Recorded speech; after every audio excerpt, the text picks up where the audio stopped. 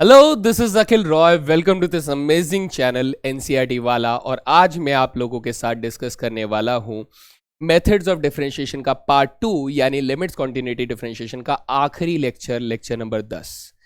तो आज के सेशन के अंदर आप लोगों को बताऊंगा पैरामीट्रिक इक्वेशंस का डेरिवेटिव कैसे करते हैं, और साथ ही पैरामीट्रिक डेरिवेटिव्स को जब आप सीख लेते हैं तो हायर ऑर्डर डेरिवेटिव्स यानी कि second order derivative, third order derivative, इन चीजों को हम लोगों को कैसे समझना है, इसको हमें अप्लाई कैसे करना है पैरामीट्रिक इक्वेशंस के अंदर, तो ये सारी चीजें हम लोग बहुत ही खूबसूरती के साथ सीखेंगे। मैं छोटे छोटे स्टेप्स, लिटिल बेबी स्टेप्स के साथ आप लोगों को यहाँ पर कॉन्सेप्ट को बिल्ड करूंगा। एंड जब हमारा कॉन्सेप्ट बिल्ड हो जाएगा तो हम क्या करेंगे, सीधा सवालों पे कूदेंगे मेरे भाई, एकदम सवालों पे कूदेंगे। तो बस इसी जोश के साथ, इसी उम्मीद के साथ लेकर चलते हैं और शुरू करेंगे सेशन आज का। तो सभी बच्चा लोग एकदम से बिल्कुल तैयार हो जाइए, फुल एनर्जी के साथ। अपन भी तैयार हैं तो आप लोग भी तैयार हो जाइए और बात करते हैं कि आज हम लोग क्या क्या पढ़ने वाले हैं। तो आज हम बात करने वाले हैं सबसे पहले पैरामीट्रिक इक्वेशंस का डिफरेंशिएशन कैसे करते हैं, है ना। पैरामीट्रिक इक्वेशंस क्या होते हैं, तो ये तो अगर नहीं मालूम है तो ये बात हो जाएगी। और फिर हायर ऑर्डर डेरिवेटिव्स क्या कैसे निकाले जाते हैं। और उसके बाद बेटा एक जो कॉन्सेप्ट जो जनरली बच्चों को थोड़ा सा नहीं आता है, या फिर अगर कभी क्या आता भी हो तो वो कई बार गलती कर जाते हैं, तो वो गलती ना हो तो हम लोग क्या करेंगे, higher order derivatives of parametric equations की भी बात करेंगे, है ना भाई। एकदम बाया एकदम। तो चलिए शुरुआत करते हैं। सबसे पहले डिस्कस करते हैं हम लोग डिफरेंशिएशन ऑफ पैरामीट्रिक इक्वेशन से। तो डिफरेंशिएशन ऑफ पैरामीट्रिक इक्वेशंस आपसे क्या कहता है, ये कहता है कि सर सबसे पहले तो हमें ये बताइए कि पैरामीट्रिक इक्वेशन होते क्या हैं। भाई पैरामीट्रिक इक्वेशंस को आपको सबसे पहले ये समझना है कि हम लोग जब कोई भी इक्वेशन डिफाइन करते हैं तो उस इक्वेशन के अंदर हमारे पास दो तरीके के वेरिएबल्स होते हैं। One is called dependent variable, another is called independent variable. जैसे कि मैं अगर एक एग्जांपल के साथ आप लोगों को समझाऊं तो कुछ ऐसे समझिएगा कि अगर मैं y बराबर एफ एक्स लिख रहा हूं, जी सर, y बराबर एफ एक्स लिख रहा हूं, तो ऐसे सिचुएशन के अंदर ये जो हमारा x होता है इसे हम लोग कहते हैं इंडिपेंडेंट वेरिएबल। इंडिपेंडेंट वेरिएबल, है ना। और ये जो हमारे पास y होता है this is called dependent variable. तो ऐसा क्यों कहा जाता है सर, कोई रीजन है तो थोड़ा सा बता दीजिए, याद रखने में आसानी होगी। ऐसा इसलिए कि जब बेटा y बराबर एफ एक्स कोई फंक्शन लिखते हैं या फिर कोई इक्वेशन लिखते हैं तो आपको यहां पर पहले x की वैल्यू सब्सटीट्यूट करनी होती है, वहां से हम लोग y की वैल्यू को निकालते हैं। तो x की वैल्यू रखते हैं इसीलिए वो इंडिपेंडेंट होता है, because we independent choose the value of x, ठीक है। एंड फिर उसके बाद हमारे पास y की वैल्यू कब आती है, जब हम लोग x की वैल्यू रखते हैं, that is why this becomes the dependent variable. लेकिन कई बार हमारे पास जो इक्वेशन होती है बेटा, वो इक्वेशन ऐसे लिखी होती है, कैसे सर, जहां पे हमारे पास एफ एक्स वाई बराबर 0 होता है, ऐसे करके कोई इक्वेशन लिखी होती है। Now this is called implicit function, है ना। ये तो एक्सप्लिसिट फंक्शन हो गया, ये इम्प्लिसिट फंक्शन हो गया सर, जहां पे हम एक्स और वाई को जेनरली सेपरेट नहीं कर सकते हैं, या फिर किसी एक वेरिएबल की वैल्यू या फिर किसी एक वेरिएबल को हम लोग डिपेंडेंट या इंडिपेंडेंट नहीं बोल सकते हैं। इन केसेस में क्या होता है बेटा, दोनों ही एक दूसरे से क्या होते हैं, डिपेंडेंट होते हैं, ठीक है। एक्स वाई पर डिपेंडेंट होता है, वाई एक्स पर डिपेंडेंट होता है। इनमें हमारे पास इंडिपेंडेंट वेरिएबल नहीं होता है, दोनों ही डिपेंडेंट होते हैं। लेकिन सर जब पैरामीट्रिक इक्वेशन आता है तो पैरामीट्रिक इक्वेशन में हम लोग क्या करते हैं कि सर हम लोग दोनों को ही क्या बना देते हैं, दोनों को डिपेंडेंट बनाते हैं, लेकिन एक तीसरा वेरिएबल इंट्रोड्यूस करते हैं जो इंडिपेंडेंट होता है। समझ रहे हो मेरी बात को, नहीं समझ रहे हो, ध्यान से सुनो। हम क्या करने वाले हैं सर, हम लोग ऐसे कुछ लिखने वाले हैं, जैसे सपोज कीजिए हमने कहा कि सर y बराबर जो है वो क्या है, function of some type t है, क्या है, सम वेरिएबल t का फंक्शन है। और फिर हम लोगों ने बोला कि सर जो हमारे पास x वेरिएबल है वो भी हमारे पास some other function of t है। तो यहां पर आप बोलेंगे कि सर y हमारा कैसा है, डिपेंडेंट है, हैं जी, जी सर। x हमारा कैसा है सर, डिपेंडेंट है, जी सर। लेकिन इन दोनों का जो कॉमन वेरिएबल है दैट इज t, दोनों में t है, तो ये कैसा हो जाएगा बेटा, ये इंडिपेंडेंट वेरिएबल हो जाएगा। तो हमारे पास सर एक ऐसी इक्वेशन जिसमें हमारे पास दो डिपेंडेंट वेरिएबल हैं और एक इंडिपेंडेंट वेरिएबल है, और जो इंडिपेंडेंट वेरिएबल है वो दोनों डिपेंडेंट वेरिएबल्स का कॉमन वेरिएबल है, उन्हीं के बेसिस पे वो फंक्शन को डिफाइन किया जा रहा है। तो ऐसे सेट ऑफ इक्वेशंस को हम लोग क्या कहते हैं? पैरामीट्रिक इक्वेशंस कहते हैं। What this is called? Parametric equation. और यहां पर जो हमारे पास इंडिपेंडेंट वेरिएबल होता है सर, ये जो इंडिपेंडेंट वेरिएबल होता है इसी को हम लोग क्या कहते हैं बेटा? पैरामीटर कहते हैं। ठीक है, तो इसीलिए इसका नाम क्या पड़ जाता है बेटा?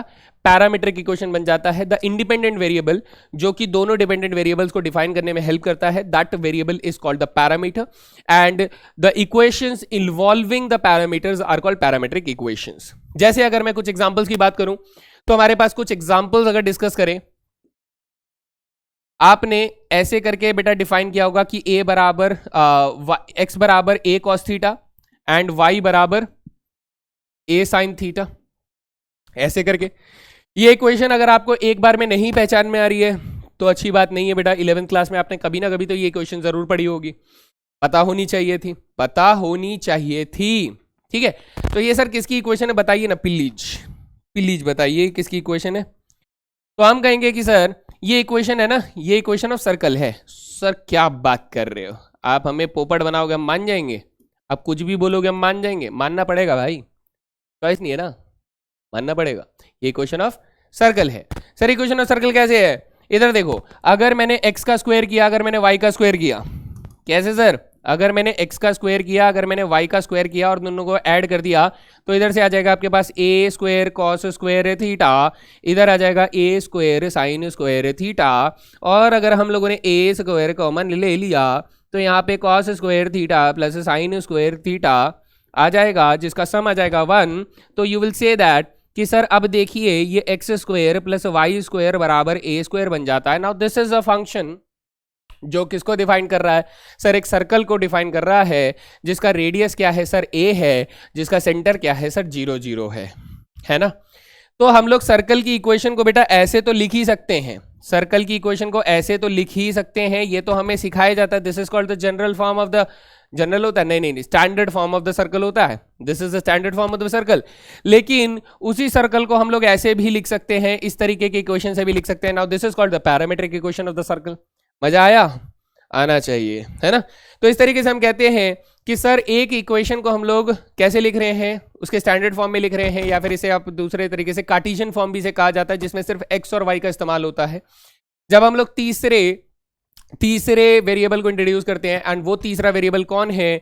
वो तीसरा वेरिएबल बेटा थीटा है, वो तीसरा वेरिएबल थीटा है। तो that theta is being the parameter of the equation.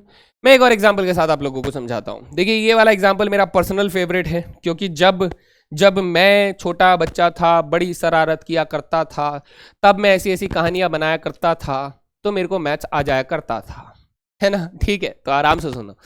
इसके अंदर क्या हो रहा है कि बेटा देखो, आप लोग एक बात जानते हो कि बच्चे ये कौन है? ये हमारे पास फार्मर का ग्रुप है। मान लो ये कौन का ग्रुप है बेटा? फार्मर्स का ग्रुप है जी। अब आपको मालूम है कि भाई हमारी गवर्नमेंट जो है वो गवर्नमेंट क्या करती है, सारा का सारा जो फूड प्रोडक्शन होता है पूरे इंडिया के अंदर, उस गवर्नमेंट क्या करती है उस सारे के सारे फूड को, अब वो फूड का मतलब आप समझ रहे हो बेटा, कुछ भी हो सकता है, वीट हो सकता है, राइस हो सकता है, पल्सेस हो सकते हैं, कुछ भी, है ना। तो जो भी फूड होता है वो अपना गवर्नमेंट में अपने पास एक ऐसा ऑर्गेनाइजेशन है, that is called food corporation of India. समझते हो मेरे भाई? तो अब ये फार्मर क्या सीधा सीधा जाके अभी हमारे करंट प्रधानमंत्री को बोलेंगे कि सर जी हमारा खाना खरीद लो, हमने ये उगाया है, ऐसा बोलेंगे क्या? अब बोलोगे नहीं सर, प्रधानमंत्री से क्या बोलेंगे? नहीं बोलेंगे। तो क्या गवर्नमेंट सीधा जाएगी क्या फार्मर के पास कि भैया तुम एक काम करो, हम अपना उगाया हुआ खाना हमको दे दो? नहीं होगा, ऐसा भी नहीं होगा। तो मुद्दा समझ में आ रहा है कि जब हम लोग एक जगह से दूसरी जगह से डायरेक्टली कनेक्ट नहीं कर पाते हैं, वैसे मैथमेटिक्स में कनेक्शन होता है, लेकिन मैं आपको क्या बता रहा हूं कि मान लो कि वो कनेक्शन बहुत अच्छा नहीं बन पा रहा है, बहुत स्पेसिफिकली हम लोग वो कनेक्शन नहीं बना पा रहे हैं, तो तब हम लोग क्या करते हैं सर, हम लोग बीच में लेकर आते हैं एक बहुत ही बढ़िया, इसे क्या कहते हैं बेटा? इसे कहते हैं ब्रोकर, है ना, बिचौली। बिचौली क्या करता है? बिचौली बेटा इतना पढ़ा लिखा होता है कि वो गवर्नमेंट के साथ डील कर सके। गवर्नमेंट क्या करती है? गवर्नमेंट ब्रोकर के साथ डील कर लेती है, ठीक है। फिर उसके बाद ब्रोकर क्या करता है बेटा? यहां से फार्मर के साथ डील करता है और फार्मर जो है ब्रोकर के साथ डील कर लेता है। तो अब एक तरीके से इनडायरेक्ट कम्युनिकेशन हो रहा है फार्मर और गवर्नमेंट के बीच में। तो ये जो ब्रोकर है ना बच्चा मेरा, ये ब्रोकर जो है इसी को हम लोग क्या बोल देंगे बेटा, इसी को हम लोग पैरामीटर बोल देंगे, इसी को हम लोग पैरामीटर बोल देंगे। बस यही चीज हमारा पैरामीट्रिक इक्वेशन के बेस पे एक तैयार होता है कि दो वेरिएबल्स के बीच में अगर आपस में आप रिश्ता नहीं बना पा रहे हो तो उनके बीच में एक ऐसा वेरिएबल बिठा दो ताकि वो इधर से इस वाले वेरिएबल से रिश्ता बना ले और वो इधर से इस वाले वेरिएबल से रिश्ता बना ले। तो मैं बीच वाले वेरिएबल की अगर वैल्यू रखूं तो इसकी भी वैल्यू आ जाए और इसकी भी वैल्यू आ जाए और इन दोनों की वैल्यू से मैं ग्राफ उसका बना सकूं। ये मेरा मेन मोटो है। तो अगर मुद्दा समझ में आ गया है तो ठोको ताली। है जी, चलो बढ़िया। एग्जाम्पल अच्छा लगा तो जरूर बताएं। फिर हम लोग चल रहे हैं सर पैरामीट्रिक इक्वेशन का डेरिवेटिव कैसे करना है। पैरामीट्रिक इक्वेशन का डेरिवेटिव करना भी अपने आप में कला है, इसको आराम से सीखिए। मैं आपको समझाता हूँ। देखो यहाँ पे लिखा तो हुआ ही है लेकिन कई बार चीजें बच्चों को एक बार में नहीं समझ में आती है। तो हम लोग इस एग्जाम्पल को लेते हैं और इस एग्जाम्पल के साथ हम लोग डिस्कस करना शुरू करेंगे। Then we will be solving more problems for examples to understand the situation. अभी के लिए एग्जाम्पल हमारे पास क्या है सर? अभी एग्जाम्पल हमारे पास है कि सर x को हम लोगों ने थीटा के रेस्पेक्ट में डिफाइन कर दिया a cos थीटा। हम लोगों ने y को किसके रेस्पेक्ट में डिफाइन कर दिया बेटा? a sin थीटा के रेस्पेक्ट में डिफाइन कर दिया। अच्छा, तो अब मैं चाहता हूं कि सर मुझे क्या ढूंढना है? Find dy by dx। सवाल क्या है sir? Find dy by dx। dy by dx ढूंढो। अब सर y और x के बीच में रिश्ता तो बन ही नहीं रहा है। हालांकि आप इसे बना सकते हो, इम्प्लिसिट फंक्शन में आप उसे बदल लो तब आप उसे ढूंढ सकते हो। लेकिन मैं चाहता हूं बेटा अगर आपको पैरामीट्रिक इक्वेशन में दिया है तो आप आंसर भी पैरामीट्रिक इक्वेशन में ही करो। ये रूल है। क्या है ये? रूल है। मतलब आपका आंसर बेटा पैरामीट्रिक में ही होना चाहिए। समझ रहे हो मेरी बात? समझ रहे हो है ना? चलो ठीक है। तो अब हम बात करते हैं कि सर मुझे इसमें पैरामीट्रिक में इक्वेशन चाहिए। तो हम यहां पर कुछ बातों का ध्यान रखेंगे। हम कह रहे हैं कि सर x का जो इंडिपेंडेंट वेरिएबल है वो कौन है? सर थीटा है। अच्छा सर y का इंडिपेंडेंट वेरिएबल कौन है? सर उसका इंडिपेंडेंट वेरिएबल भी थीटा है। तो हम लोग क्या करते हैं बेटा? हम लोग इन डिपेंडेंट वेरिएबल्स को उन कॉमन इंडिपेंडेंट वेरिएबल्स के रेस्पेक्ट में डिफरेंशिएट करते हैं, ना कि x के रेस्पेक्ट में। तो सर अगर मैं x के रेस्पेक्ट में डिफरेंशिएट नहीं करूंगा तो मुझे dy बाई dx कैसे मिलेगा? ये एक बड़ा सवाल है। लेकिन देखो तो सही, ठीक है? रुको जरा, सब्र करो मेरे भाई, सब्र करो। चलो सर अभी हम लोग क्या कर रहे हैं? हम लोग डिफरेंशिएशन कर रहे हैं विद रेस्पेक्ट टू x नहीं करेंगे, y नहीं करेंगे बेटा, थीटा करेंगे। कौन से पैरामीटर के रेस्पेक्ट में डिफरेंशिएट करेंगे। तो यहां से आप कहेंगे सर यहां से हम लोगों को मिल जाएगा x का differentiation with respect to theta, यहां से हमें मिल जाएगा y का differentiation with respect to theta. तो ये कितना हो जाएगा सर? a तो कांस्टेंट हो गया, cos थीटा का डेरिवेटिव सर माइनस के sin थीटा हो जाता है। जी सर। यहां से a तो कांस्टेंट हो गया, sin थीटा का डेरिवेटिव बेटा cos थीटा हो जाता है। सर dy बाई dx चाहिए तो इसके लिए क्या करेंगे? सर dy बाई dx चाहिए ना, तो हम लोग क्या करेंगे? If we are looking for the value of dy by dx, दिखाई दे रहा है ना ये? हाँ दिख रहा है। तो हम कहेंगे सर dy बाई dx ढूंढने के लिए हम क्या करेंगे? हम लोग dy बाई डी थीटा को न्यूमरेटर में रखेंगे और dx बाई डी थीटा को डिनोमिनेटर में रखेंगे। तो आप सबसे पहले तो ये देखो क्या ये दोनों एक्सप्रेशन जो है वो सेम है या नहीं है, इक्वल है या नहीं है। तो आप कहोगे सर होने तो चाहिए, क्योंकि अगर मैं इसको सिंप्लीफाई करने की कोशिश करूं तो ये डिनोमिनेटर से डिनोमिनेटर कट जाएगा और dy बाई dx आएगा कि नहीं आएगा? आया मजा? मजा आया? तो बेटा इसीलिए हम लोगों ने इसको रिवर्स प्रोसेस में लिखा। हमने कहा कि सर dy बाई dx जो होगा वो dy by D theta upon में dx बाई डी थीटा के बराबर पाया जाएगा। तो भाई अगर अब इतना हमें समझ में आता है तो वैल्यू रख दो। Sir dy by D theta की वैल्यू कितनी आई है? a cos थीटा आई है और dx बाई डी थीटा की value minus a sin theta आई है। तो ऊपर ऊपर a और a कट जाएगा तो बेटा माइनस के cot थीटा आपका आंसर हो जाएगा। Now this will be the value of dy by dx, है ना? इजी था सर, ये तो बहुत आसान था। बस याद रखें कि अगर आपको dy बाई dx पूछ रहा है तो आप dy बाई डी थीटा को ऊपर रखेंगे, dx बाई डी थीटा को नीचे रखेंगे। कई बार ऐसा होता है कि वो dx अपॉन dy पूछ लेता है, तब हम dx बाई डी थीटा को ऊपर रखेंगे और dy बाई डी थीटा को नीचे रखेंगे। बात खत्म, वेरी सिंपल। हाँ जी, डन डना डन, एकदम डन। चलो कुछ एग्जाम्पल लगाते हैं फटाफट से। इधर देखो सर, ये देखो यहां पर हमें क्या फंक्शन दिया हुआ है? यहां पर हमें फंक्शन दिया हुआ है कि सर y बराबर 380 स्क्वायर एंड x बराबर 80 क्यूब। तो यहां पर मुझे सबसे पहले तो ये जानना है कि पैरामीटर कौन है। सर पैरामीटर, क्योंकि y टी के रेस्पेक्ट में डिफाइन हो रहा है और एक्स भी टी के रेस्पेक्ट में डिफाइन हो रहा है, तो पैरामीटर कौन है यहां पर सर? पैरामीटर हो गया टी। पैरामीटर कौन है सर? टी। तो अगर पैरामीटर टी है तो मैं इसे डिफरेंशिएटिंग विद रिस्पेक्ट टू क्या करूंगा sir? Differentiating with respect to t करूंगा। अच्छा, तो यहां से हमारे पास आ जाएगा D Y by d t आ जाएगा, जो बन जाएगा 6a t बन जाएगा, और यहां से d x by d t आ जाएगा, जो कि हमारे पास 3at² आ जाएगा, है जी। ओके सर, यहां तक अपने को कोई परेशानी नहीं है। हमें क्या निकालना है सर? हमें डिफरेंशिएशन करना है, यानी d Y by D x ढूंढना है। तो अगर मैं यहां से d Y by D x ढूंढना चाहता हूं तो d Y by D x क्या हो जाएगा sir? D Y by d t हो जाएगा divided by D x by d t हो जाएगा। बस as simple as that, d Y by d t को d x by d t से डिवाइड करना है। D Y by d t की वैल्यू सर 6a t आ रही है, d x by d t की वैल्यू बेटा 3at² आ रही है। कैंसल आउट करेंगे तो हमारे पास a से a तो कैंसिल हो जाएगा, t से एक t कैंसिल हो जाएगा, तो 2 अपॉन में बेटा t आ जाएगा, and this will be your final answer. मजा आया? वेरी इजी है ना? डन डन डन, एकदम डन, इजी। चले आगे, आगे देखो सर। इस वाले सवाल में देखो वैसा सा ही सवाल है, इसमें a साइन क्यूब थीटा दे रहा है, इसमें b कॉस क्यूब थीटा दे रहा है। तो सर y का वेरिएबल थीटा है, x का वेरिएबल थीटा है, तो पैरामीटर कौन हो गया सर? पैरामीटर हमारा हो गया यहां पर थीटा। पैरामीटर कौन हो गया सर? थीटा हो गया।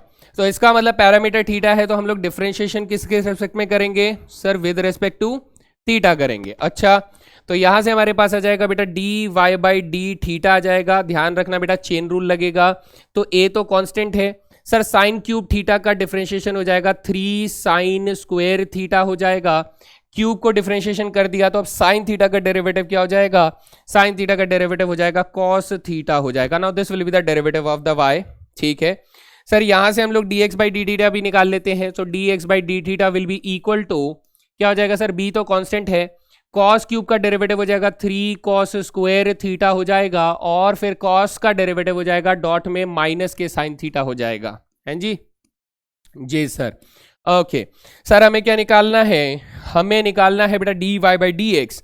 सो अगर हम लोग d Y by D x की वैल्यू ढूंढना चाहते हैं तो sir d Y by D theta को ऊपर न्यूमरेटर में रखेंगे और d x by D theta को नीचे डिनोमिनेटर में रखेंगे। तो d Y by D theta is 3a sine square theta cos theta, हैं जी? ठीक है sir, d Y by D theta तो रख दिया, d x by D theta is minus के 3b sine theta cos square theta, है ना? ऐसा कुछ आ रहा है जी। तो चलिए कैंसिल वगैरह करते हैं। आप कहेंगे कि सर 3 से 3 कैंसिल, एक साइन थीटा से एक power cancel, sir cos theta से एक पावर कैंसिल, तो हमारे पास ऊपर साइन थीटा बचा, नीचे कॉस थीटा बचा, और a अपॉन में b बचा, माइनस के b बचा। सो फाइनल आंसर आप क्या लिखेंगे सर? फाइनल आंसर होगा माइनस के a अपॉन में b हो जाएगा, और क्या हो जाएगा बेटा? tan थीटा हो जाएगा। सर ये तो आसान था, है ना? तो आसान तो मैं पहले देर से ही बोल रहा हूं बेटा, मुश्किल तो है ही नहीं। बस जो जरूरी चीजें वो ये कि chain rule, product rule, quotient rule, ये सब आप लोगों को लगा करना आना चाहिए, ये पहले से आना चाहिए। अगर यहां कमजोरी है तो सच में बहुत ज्यादा दिक्कत हो सकती है। डन है भाई? चलें आगे। चलो सर आगे चलते हैं। सर इसके बाद हमारे पास आता है हायर ऑर्डर डेरिवेटिव्स। यहां जो मैंने लिखा हुआ बेटा ये नोटेशन है। ये क्या है सर? ये सब के सब नोटेशन है। मतलब मैं आपको एग्जाम्पल के साथ बताता हूं, चीजें बहुत बेहतर समझ में आएंगी तभी जाके। सपोज कीजिए बेटा, हम लोग लेट कर लेते हैं कि एक y जो है वो फंक्शन हमारे पास क्या है? y फंक्शन जो है वो हमारे पास है, सपोज x की पावर 6 है। क्या है सर? x की पावर 6 है। ओके ठीक है जी। अगर मैं इसका फर्स्ट डेरिवेटिव ढूंढूं तो फर्स्ट डेरिवेटिव आप लोग लिख सकते हो बेटा ऐसे करके dy बाई डी एक्स लिख सकते हो, या फिर आप इसे ऐसे लिख सकते हो कि इसकी जगह पे आप लिख दो या फिर y डैश लिख दो, या फिर आप लिख दो बेटा f डैश x लिख दो। आप इन तीनों से कैसे भी करके रिप्रेजेंट कर सकते हो, ठीक है? तो इसकी वैल्यू क्या आ जाएगी सर? इसकी वैल्यू आ जाएगी 6x की पावर 5 आ जाएगी, ठीक है? 6x की पावर 5 आ जाएगी। अब आपको ये समझना है कि सर ये तो हमारा पहली बार डिफरेंशिएशन करने से हुआ, क्या हम दोबारा फंक्शन को डिफरेंशिएट कर सकते हैं? हाँ, आप दोबारा डिफरेंशिएशन कर सकते हैं। आप फंक्शन को जब दोबारा डिफरेंशिएट करते हैं तो अब आप इसको नहीं देखते हैं, अब आप इसको देखते हैं, 6x⁵ को देखते हैं। यानी कि मेरा कहने का मतलब ये हुआ कि जब आप दूसरे बार डिफरेंशिएशन करते हैं, जिसको हम लोग बोलते हैं d2y/dx² बोलते हैं, क्या बोलते हैं बेटा? d2y/dx², या फिर हम लोग इसे y" बोलते हैं, या फिर हम लोग इसको f"x बोलते हैं। क्या बोलते हैं बेटा? f"x बोलते हैं। ऐसे करके इसके अंदर हम लोग कर क्या रहे होते हैं? इसके अंदर हम लोग एक्चुअली कर रहे होते हैं बेटा dy/dx जो आया था उसका फिर से डिफरेंशिएशन करते हैं d/dx। इसीलिए क्या बन जाता है बेटा? d2y/dx²। क्या बन जाता है ये? d2y/dx²। यानी कहने का मतलब ये हुआ कि सर हम लोग d/dx किसका कर रहे होते हैं? 6x⁵ का डेरिवेटिव कर रहे होते हैं। तो 6x⁵ का डेरिवेटिव क्या हो जाएगा सर? पावर को करेंगे बाहर, कांस्टेंट तो वैसे ही रह जाएगा, तो 6×5 जा जाएगा 30 और x की पावर हो जाएगा 4। तो आपका आंसर क्या आ जाएगा? 30x⁴ आ जाएगा। हाँ सर, ठीक है। अब अगले लेवल पे चलते हैं सर। अगले लेवल पे बात करते हैं सर, अगर मुझे तीसरा ऑर्डर डेरिवेटिव निकालना है, थर्ड ऑर्डर डेरिवेटिव, क्या निकालना है? Third order. तो ये बन जाएगा d3y/dx³ बन जाएगा। अच्छा, या फिर आप इसे y" करके लिख सकते हो, या फिर आप इसे f"x करके लिख सकते हो, नो इश्यूज। इस कंडीशन में हम लोग क्या कर रहे होते हैं सर? इस कंडीशन में हम लोग d/dx कर रहे होते हैं। किसका सर?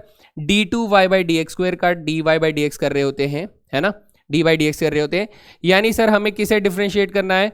हमें डिफरेंशिएट करना है बेटा 30x⁴ को। तो हमारा आंसर 120x⁴ आ जाएगा। हाँ सर, ठीक है बेटा। आप देखो, आपका आगे तो जनरली आपके लेवल के अंदर तो इससे आगे डेरिवेटिव निकालने को बोला नहीं जाता, ना पूछा जाता, ना मांगा जाता है। बात समझ में आ रही है? लेकिन स्टिल मैं आप लोगों को थोड़ा सा आगे और बता देता हूं कि कुछ नोटेशन के अंदर आप लोगों को चेंज दिखने को मिलेंगे। सपोज कीजिए आप अगले नोटेशन पे चलते हैं, आप फोर्थ ऑर्डर डेरिवेटिव निकालते हैं, तो आप यहाँ पर d4y/dx4 तो लिखोगे, इसमें कोई चेंज नहीं है, ये तो वैसे ही है ना? d4y/dx4 हो जाएगा। तो जब आप दूसरा नोटेशन लिखते हो ना, तो आप y के ऐसे डॉट डॉट डॉट कब तक लिखते रहोगे यार? नहीं लिख सकते ना, वो तो बड़ा गंदा सा लगेगा, अजीब सा लगेगा, लिखने में टाइम जाएगा। तो अब हम लोग लिखते हैं तो फोर्थ लिखते हैं, लेकिन ऐसे करके ब्रैकेट में लिख देते हैं। क्या करते हैं बेटा? ब्रैकेट में लिख देते हैं। Now this is fourth order derivative, this is also called the fourth order derivative. या फिर हम लोग यहां पर ऐसे कर सकते हैं कि सर f के पावर में ऐसे करके ब्रैकेट्स में 4 लिख देते हैं। यानी अब हम लोग 4 बार डैश ना लगाकर ऐसे करके ब्रैकेट्स में 4 लिख देते हैं, और फर्दर फिर हम लोग 120x³ को डेरिवेटिव कर रहे होते हैं। तो मुद्दा समझ में आ गया, है ना? तो ये सारा खेल चल रहा है बेटा, ये सेकंड ऑर्डर डेरिवेटिव का कॉन्सेप्ट होता है। हम किसी भी फंक्शन को nth ऑर्डर तक डेरिवेटिव कर सकते हैं, और nth ऑर्डर को रिप्रेजेंट करने का तरीका ऐसे हो जाएगा। देखिए यहाँ पर ब्रैकेट्स आप लोगों को नजर आ रहा होगा। तो nth ऑर्डर तक का डेरिवेटिव आप कर सकते हैं, लेकिन कुछ ऐसे फंक्शंस होते हैं जिनको आप डेरिवेटिव करते करते अगर एक बार 0 आ जाए तो उसके आगे का हमेशा 0 ही आ रहा होता है। जैसे अगर आप इसको डेरिवेटिव करेंगे तो आपका 7th ऑर्डर डेरिवेटिव 0 बन जाएगा, और 7th ऑर्डर डेरिवेटिव के बाद 8th order, 9th order, 10th order, कोई सा भी ऑर्डर डेरिवेटिव जो है वो 0 हो जाएगा। तो इस बात को मैं थोड़ा सा लिखना पसंद करूंगा आप लोगों के लिए कि ये कौन सा है सर? ये फर्स्ट ऑर्डर डेरिवेटिव है। कौन सा? First order derivative. ये कौन सा है सर? सेकेंड ऑर्डर डेरिवेटिव है। अच्छा, इसे क्या कहेंगे? थर्ड ऑर्डर डेरिवेटिव कहेंगे। एंड बेटा so on, and so on, जितनी बार आप डेरिवेटिव कर रहे हो एक फंक्शन को, उतना ऑर्डर का डेरिवेटिव वो कहलाएगा। बढ़िया जी, बेसिक्स क्लियर? ठीक है, चलिए आगे चलते हैं। यहां से यहां पर कह रहा है कि सर हमें पैरामेट्रिक इक्वेशंस का हायर ऑर्डर डेरिवेटिव। देखो, हायर ऑर्डर डेरिवेटिव तो हम लोग कहीं तक भी जा सकते हैं, लेकिन हमारा मुद्दा ये है कि पैरामेट्रिक इक्वेशन में जो पेपर में पूछा जाएगा, आप लोगों के एग्जाम में पूछा जाएगा, वो ये कि सर सेकंड ऑर्डर डेरिवेटिव तक ही निकाल दो। सिर्फ सेकंड ऑर्डर डेरिवेटिव तक ही आपको निकालना है, कि पैरामेट्रिक इक्वेशंस में हायर ऑर्डर नहीं, सिर्फ सेकंड ऑर्डर तक जाना है। अब इसके पीछे ना थोड़ा सा खेल समझना पड़ेगा आपको, थोड़ा सा मतलब अगर ये नहीं समझ में आएगा ना तो आपको बहुत बड़ी दिक्कत हो सकती है, बहुत बड़ी। देखिए सर, अगर मेरे पास, ध्यान से सुनना है, y जो है वो क्या है सर? t का फंक्शन है। x जो है वो भी हमारे पास किसी t का फंक्शन है। जी सर, है ना? इस कंडीशन में बात कर रहा हूं मैं, इस कंडीशन में तब आप कहोगे कि सर हमारे पास जो dy बाई डी एक्स होगा, है ना, जो dy बाई डी एक्स होगा वो किसका फंक्शन होगा? वो भी सर एक t का ही फंक्शन होगा। तो सपोज करो मैंने उसे कोई t का फंक्शन pt बोल दिया। हमने निकाला सीखा था, कैसे निकाला था सर हम लोगों ने? इसको हम लोगों ने निकाला था कि अगर मुझे dy बाई डी एक्स ढूंढना है तो मैं न्यूमरेटर में dy बाई डी टी रखूंगा और डिनोमिनेटर में बेटा dx बाई डी टी रखूंगा। तो इन दोनों का जो क्वोशिएंट होगा वो मेरा कोई ना कोई t का फंक्शन ही बनकर आएगा, पैरामीटर का ही फंक्शन बनकर आएगा। तो ये हो जाएगा। अब इस खेल को समझिए दोस्त, इस खेल को समझिए कि मैं चाहता हूं आप लोगों से कुछ ऐसे, सपोज कीजिए बेटा आप लोगों के पास dx by dy by D x है। क्या है? dy बाई डी एक्स है। मैं इससे रिजल्ट निकालना चाहता हूं, कौन सा बेटा? d2y बाई डी एक्स को निकालना चाहता हूं। क्या निकालना चाहता हूं? d2y बाई डी एक्स को निकालना चाहता हूं। तो सवाल मन में आता है कि मुझे इस dy बाई डी एक्स को कैसे डिफरेंशिएट करना चाहिए, ऐसे डिफरेंशिएट करना चाहिए या ऐसे डिफरेंशिएट करना चाहिए। मेरा कहने का मतलब ये कि सर या तो मैं इसको कैसे डिफरेंशिएट करूंगा, differentiating with respect to x करूंगा, या तो मैं differentiating with respect to t करूंगा। मेरे पास दो ही ऑप्शन है। कैसे सर दो ऑप्शन क्यों है? क्योंकि बेटा dy बाई डी एक्स जो है वो किसका फंक्शन है सर? t का फंक्शन है। तो या तो मैं उसे t के रेस्पेक्ट में डिफरेंशिएट करूं या तो मैं उसे x के रेस्पेक्ट में डिफरेंशिएट करूं। सर जब t का फंक्शन है तो t के रेस्पेक्ट में करो ना, करते हैं, ठीक है। ध्यान से सुनना भाई, मेरा कहने का मतलब ये हुआ कि अगर आप इसे t के रेस्पेक्ट में डिफरेंशिएशन करते हैं तो d के रेस्पेक्ट में डिफरेंशिएट करने का मतलब ये हुआ कि आप dy बाई डी एक्स को t के रेस्पेक्ट में डिफरेंशिएट कर रहे हैं, यानी d बाई डी टी हो जाएगा, है ना। तो ये क्या बन जाएगा? ये देखने में या फिर पढ़ने में कैसा सुनाई देगा? आप कहेंगे सर ये पढ़ने में ऊपर तो d2y आ जाएगा, ऊपर तो d2y आ जाएगा, लेकिन सर नीचे जो है वो ऐसे दिखाई देगा, dt dx दिखाई देगा। ये dx का स्क्वायर नहीं होगा। क्या एक्चुअली में इसे सेकेंड ऑर्डर डेरिवेटिव बोल सकते हैं हम लोग? तो आप लोग सच्ची सच्ची दिल पे हाथ रख के कसम खा के बोलना कि नहीं सर हम लोग इसे सेकेंड ऑर्डर डेरिवेटिव नहीं बोल सकते। This is not a second order derivative. ये नहीं है, ये नहीं है सर, ये नहीं है। सेकेंड ऑर्डर डेरिवेटिव आपने ऐसे दिखाया था। कैसे दिखाया था सर? ऐसे लिखा होता है second order derivative, d2y by D x square के फॉर्म में लिखा होता है, ऐसे नहीं लिखा होता है ना। तो सर अगर ऐसे नहीं लिखा है तो हम लोगों को क्या करना पड़ेगा? मजबूरी बेटा हम लोगों को डिफरेंशिएट करना पड़ेगा। किसके रेस्पेक्ट में? x के रेस्पेक्ट में। क्योंकि बेटा जब आप dy बाई डी एक्स को, जब आप dy बाई डी एक्स को x के रेस्पेक्ट में डिफरेंशिएट करोगे तभी तो बेटा आप लोगों को क्या मिलेगा? d2y by D x square मिलेगा, है ना, ऐसे मिलेगा। सर यहां से आ रहा है डबल सेकेंड ऑर्डर डेरिवेटिव, लेकिन कैच समझ में आ रहा है? कैच सर कौन सा कैच? मसाले वाला। बहुत गंदा जोक मारते हो सर आजकल, थोड़ा प्रैक्टिस किया करो क्लास में आने से पहले। इतने भद्दे जोक हम लोग बर्दाश्त नहीं कर सकते, है ना। कोई बात नहीं, माफी माफी भाई माफी। तो हम कह रहे हैं कि sir differentiating with respect to x करना पड़ेगा। तो इसमें दिक्कत क्या है? दिक्कत तो बताइए, दिक्कत बताइए। दिक्कत ऐसा है बेटा, मेरी जो पर्सनल लेवल पे दिक्कत वो ये है कि sir dy by D x जो है ना, that is a function of t, that is a function of t। तो अगर मैं किसी t के फंक्शन को x के रेस्पेक्ट में डिफरेंशिएट कर रहा हूं तो सर गड़बड़ तो हो जाएगा ना, गड़बड़ हो जाएगा, डिफरेंशिएशन पूरी तरीके से नहीं हो पाएगा। तो हम लोग यहां से बोलते हैं कि सर एक काम करिए, चेन रूल लगा देते। चेन रूल लगाने का मतलब क्या हुआ सर? चेन रूल लगाने का मतलब यह हुआ कि ये कहना चाहता है इस कंडीशन के अंदर, ध्यान से देखेंगे कि सर अगर मेरे पास dy बाई डी एक्स जो है वो क्या है सर? वो फंक्शन ऑफ t है। क्या है? फंक्शन ऑफ t है। This is a function of t। तो इस कंडीशन में जब मैं इसे differentiating with respect to x करूंगा, sorry differentiating with respect to x करूंगा, तो आपको यहां तो बेटा d2y by D x square मिल जाएगा। मिल गया सर। तो हम क्या करेंगे सर, ये फंक्शन t का है तो इसे t के रेस्पेक्ट में डिफरेंशिएट करना पड़ेगा। So we have to apply the chain rule. क्या करना पड़ेगा sir? Chain rule. Chain rule लगाएंगे तो चेन रूल की कंडीशन में हम ये कहेंगे कि सर एक काम कीजिए, पहले pt फंक्शन को डिफरेंशिएट कीजिए, किसके रेस्पेक्ट में? t के रेस्पेक्ट में डिफरेंशिएट कर दीजिए। कर दिया।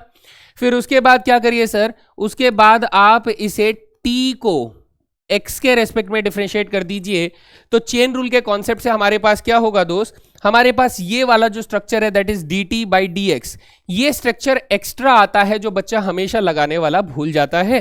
तो देखिए यहां पर क्या लिखा हुआ है कि सर हमारे पास जो फंक्शन है ना, जो फंक्शन है, यहां पर मैंने थोड़ा सा गलत लिख दिया भाई, इसको ठीक करो यार, ठीक करो ठीक करो ठीक करो ठीक करो। यहाँ क्या आना था सर, यहाँ तो अपने पास टी आना चाहिए था सर, आप एक्स लिख कर बैठे हो, ऐसे मत करो। यहाँ क्या आना चाहिए कि हम लोगों ने d Y by D x को बेटा टी के रेस्पेक्ट में डिफरेंशिएट किया, एंड देन उसके बाद टी फंक्शन को हम लोगों ने एक्स के रेस्पेक्ट में डिफरेंशिएट किया, तो जो भी D T by D x की वैल्यू होगी वो हम लोग ढूंढ निकालेंगे और फिर वहां से यहाँ पर सब्सटीट्यूशन करके सेकेंड ऑर्डर डेरिवेटिव निकालेंगे।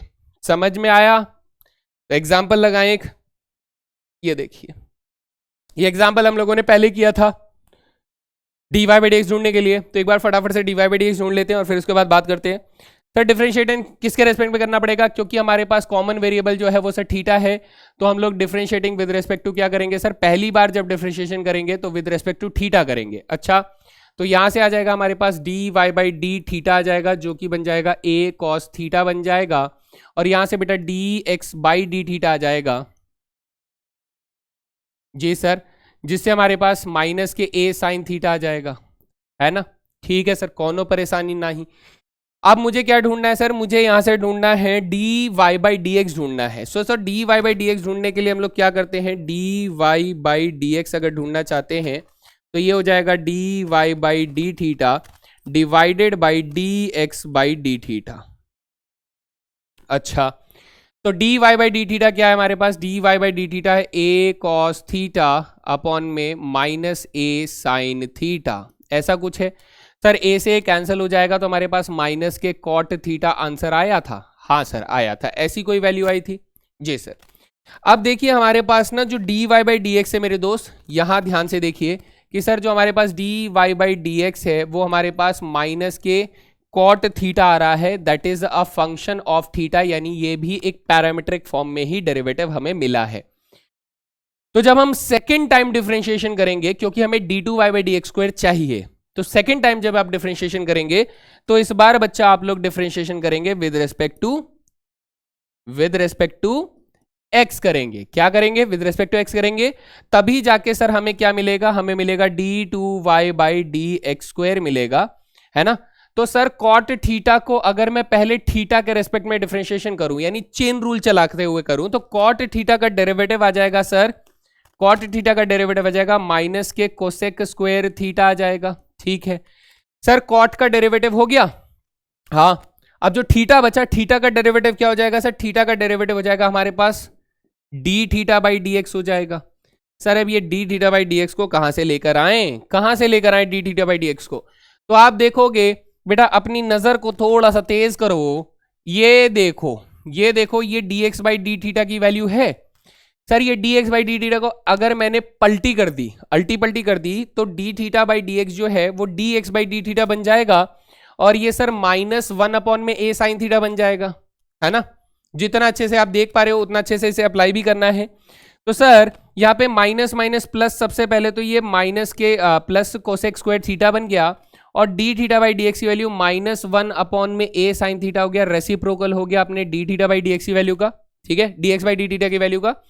तो यहां से हम कहेंगे सर हमारा final answer will be minus के वन अपॉन में ए कोसेक क्यूब थीटा हो जाएगा। समझदार बच्चे पकड़ लेंगे। So this is the final answer. मजा आया भाई? क्या ये याद रखना है? इसमें सबसे बड़ी चीज जो है वो याद रखने वाली ये है कि हमें D theta by D x से या फिर उस पैरामीट्रिक वेरिएबल को एक्स के रेस्पेक्ट में एक बार और डिफरेंशिएट करना पड़ेगा। अगर नहीं किया तो बेटा आपका आंसर गलत माना जाएगा, और गलत आंसर स्कोर तो नहीं करता है ना। ठीक है भाई, डन डनाडन, एकदम डन सर। आगे चलिए, अब लगाते हैं सवाल लगाते हैं सर। ये देखिए पहला सवाल हमसे क्या कह रहा है कि find d Y by D x. अगर x बराबर ई की पावर थीटा मल्टीप्लाई में theta plus one by theta है, और y बराबर ई की power minus theta minus one by theta है, तो d Y by D x बताना है। Sir theta is the parameter, अगर थीटा पैरामीटर है तो differentiation with respect to theta करना है। सर थीटा करेंगे तो यहां से हमारे पास आ जाएगा d x by D theta आ जाएगा, और यहां पर हम लोगों को बेटा क्या लगाना पड़ेगा, प्रोडक्ट रूल। क्यों सर, क्योंकि ये हमारा फर्स्ट फंक्शन हो गया और ये हमारा सेकंड फंक्शन हो गया, प्रोडक्ट रूल लगाना पड़ेगा। तो प्रोडक्ट रूल चलाएंगे तो सर फर्स्ट फंक्शन का डेरिवेटिव, अच्छा, second function as it is, अच्छा, plus first function as it is second function का डेरिवेटिव, है ना। थोड़ा सा एक्स्ट्रा लिख रहा हूं ताकि आप लोगों को समझ में भी आता रहे। फिर यहां देखेंगे ई की पावर थीटा का डेरिवेटिव हो जाएगा, ई की पावर थीटा ही हो जाएगा, और थीटा प्लस 1/थीटा हमारे पास एज इट इज रहेगा, कोई परेशानी नहीं। सर ई की पावर थीटा ही रहेगा, और ये थीटा का डेरिवेटिव हो जाएगा 1 और इसका डेरिवेटिव हो जाएगा -1/थीटा होल स्क्वायर। ठीक है सर, क्या मैं इनमें से ई की पावर थीटा कॉमन ले सकता हूं? ले लो भाई। तो आपके पास बचेगा थीटा प्लस 1/थीटा -1/थीटा स्क्वायर, ऐसा कुछ एक्सप्रेशन आप लोगों के पास बच रहा होगा। जी सर, ऐसा ही कुछ बचेगा डेफिनेटली, है ना। ठीक है, आप इसे एलसीएम लेकर थोड़ा सा और मॉडिफाई करके लिख सकते हो भाई। कैसे लिखें, चलो देखो जरा ध्यान से। हम कहते हैं कि सर ये ई की पावर थीटा मल्टीप्लाई में ये बन जाएगा थीटा क्यूब, ये बन जाएगा प्लस थीटा स्क्वायर, ये बन जाएगा plus theta minus k 1 upon में बेटा क्या आ जाएगा, अपॉन में आ जाएगा थीटा स्क्वायर। जी सर, ऐसा कुछ आ जाएगा डेफिनेटली। ओके सर, आधे पेज में हम लोगों ने dx बाई डी थीटा निकाल लिया, तो आधे पेज में dy बाई डी थीटा निकाल लें, निकाल लो भाई। तो यहां पर हमारे पास फर्स्ट फंक्शन ये हो गया, सेकंड फंक्शन ये हो गया, है ना। तो देखिए सर, फर्स्ट फंक्शन का डेरिवेटिव यानी ई की पावर माइनस थीटा का derivative, second function as it is यानी थीटा -1/थीटा, प्लस ई की power minus theta as it is second function का डेरिवेटिव यानी थीटा -1/थीटा का डेरिवेटिव। ई की पावर माइनस थीटा का डेरिवेटिव क्या हो जाएगा सर, चेन रूल लगाना पड़ेगा। ई की पावर माइनस थीटा का माइनस थीटा ही रहेगा, ई की पावर माइनस थीटा, लेकिन माइनस थीटा का डेरिवेटिव -1 हो जाएगा, तो this will be minus e की पावर माइनस थीटा, और थीटा -1/थीटा एज इट इज रहेगा, इसमें कोई चेंज नहीं है, प्लस ई की power minus theta as it is रहेगा। इसका डेरिवेटिव करेंगे तो ये 1 + 1/थीटा स्क्वायर में बदल जाएगा। सर इसमें से ई की पावर माइनस थीटा कॉमन ले लो भाई। ई की पावर माइनस थीटा जैसे ही कॉमन ले लोगे भाई, तो आपके पास यहाँ पर माइनस के थीटा प्लस के 1 माइनस माइनस प्लस 1/थीटा और बेटा प्लस 1/थीटा स्क्वायर, ऐसा एक्सप्रेशन बन जाएगा। थोड़ा सा स्मार्टली अगर आप कॉमन लेंगे तो आपके पास ये एक्सप्रेशन बन जाएगा, बिलीव करें, है ना।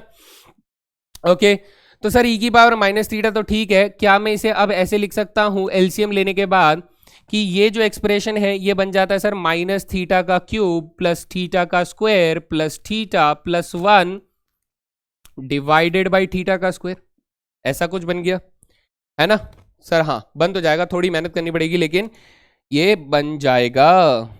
जी सर, ओके। फाइनली सर हमें क्या निकालना है, फाइनली हमें निकालना है dy बाई डी एक्स निकालना है, जो कि हम जानते हैं कि sir dy by D theta को हमें डिवाइड करना है, किससे, dx बाई डी थीटा से डिवाइड करना है। तो dy बाई डी थीटा आया बेटा ये वाला एक्सप्रेशन, दैट इज ई की power minus theta, okay, multiply minus theta का क्यूब प्लस थीटा का स्क्वायर प्लस थीटा प्लस 1, है ना, डिवाइडेड बाई हमारे पास क्या आ जाएगा सर, ई की पावर थीटा, अच्छा सर अपॉन में थीटा स्क्वायर तो लिखा ही नहीं, तो लिख देते भैया, ये लो थीटा स्क्वायर अपॉन में, डिवाइडेड बाई सर ई की पावर थीटा, थीटा का cube plus theta square plus theta -1 divided by बेटा थीटा का स्क्वायर आ जाएगा। तो जब आप इस थीटा के स्क्वायर को थीटा के स्क्वायर से कैंसिल आउट कर देंगे, इसको इससे कैंसिल आउट कर देंगे, तो आपके पास एक एक्सप्रेशन बचेगा। तो ये नीचे वाला ई की पावर थीटा अगर ऊपर चला जाता है तो मेरा फाइनल आंसर कैसा दिखेगा सर, मेरा फाइनल आंसर दिखेगा ई की पावर -2 थीटा, है ना, ई की पावर -2 थीटा। और यहाँ पर एक्सप्रेशन आप लोगों का आ जाएगा बेटा minus theta cube plus theta square plus theta plus 1 divided by theta cube plus theta square plus theta minus k 1, ये हमारा फाइनल आंसर हो जाएगा। सो इस लेवल के क्वेश्चंस आप लोग एग्जामिनेशन पॉइंट ऑफ व्यू से एक्सपेक्ट कर सकते हैं। थोड़ा अच्छे से प्रैक्टिस करेंगे तो definitely you will master this questions, आपको बिल्कुल भी दिक्कत यहाँ पर नहीं फील होगी। बढ़िया भाई, डन डना डन। चलिए अगले सवाल पे, ठीक है, ओके जी। आप पॉज करके तो आप लोग रिवाइज कर ही सकते हो इसको। चलो नेक्स्ट क्वेश्चन। अगला सवाल कह रहा है कि sir find dy by D x, जहां पे x बराबर log tan t/2 है प्लस cos t भी है एंड y बराबर sin t है। तो पैरामीटर कौन है सर, पैरामीटर अपने पास यहां पर कौन है सर? पैरामीटर यहां पर अपने पास t है। ओके, तो क्या बताया था कि sir with respect to t differentiate करते हैं। तो जैसे ही मैं with respect to t differentiate करूंगा तो हमारे पास dx बाई डी टी क्या आ जाएगा sir? log tan t by 2, ये पूरा चेन रूल से डिवाइड होगा, डिफरेंशिएट होगा। तो पहले log का डेरिवेटिव हो जाएगा सर 1 अपॉन में tan t बाई 2, ठीक है भाई। फिर tan का डेरिवेटिव हो जाएगा sec स्क्वायर t बाई 2, ठीक है भाई। फिर t बाई 2 का डेरिवेटिव हो जाएगा 1 बाई 2। ये हो गया अपने पास पूरा का पूरा डिफरेंशिएशन।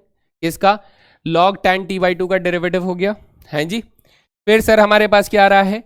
प्लस कॉस टी का डेरिवेटिव हो जाएगा माइनस के साइन टी, तो यहां पर माइनस के साइन टी इसका डेरिवेटिव आ गया। सर अगर ध्यान से देखा जाए तो सेक स्क्वायर और tan t बाई 2, भाई मच्छर घूम रहे हैं यार, चलो कोई नहीं, ठीक है। अब सेक स्क्वायर, यहां देखिए दोस्त, यहां देखिए कि सेक स्क्वायर थीटा अगर है और डिवाइडेड बाई tan थीटा है, तो आप इसे कैसे लिख सकते हैं? आप इसे ऐसे लिख सकते हैं कि सर ये 1 अपॉन में कॉस स्क्वायर थीटा हो जाएगा और ये साइन थीटा अपॉन में कॉस थीटा हो जाएगा, हैं जी। तो सर कॉस थीटा से एक कॉस थीटा कट जाएगा तो 1 अपॉन में साइन थीटा कॉस थीटा आ जाएगा, है ना, 1 अपॉन में साइन थीटा कॉस थीटा आ जाएगा।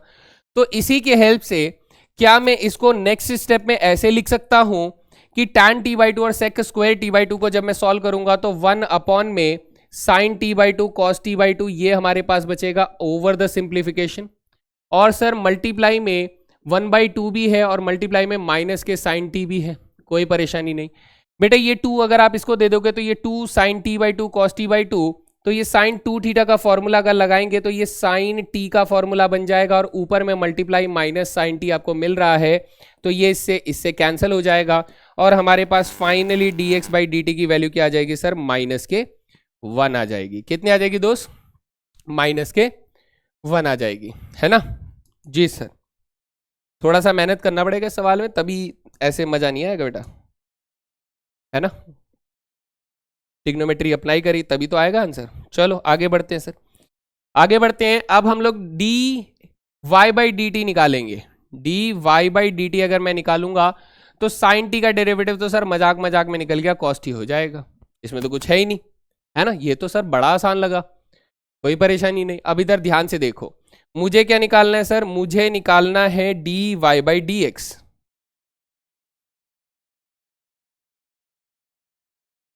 तो ये हो जाएगा D Y by d t divided by D x by d T.